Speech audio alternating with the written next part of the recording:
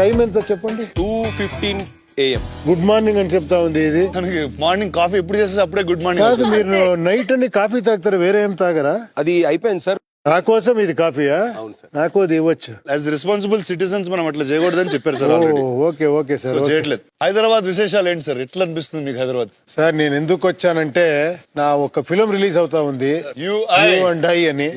దాని full form బయట universal intelligence అంటున్నారు, ఉపేంద్ర ఇంటెలిజెన్స్ అంటున్నారు. ఏంటి సార్ అది?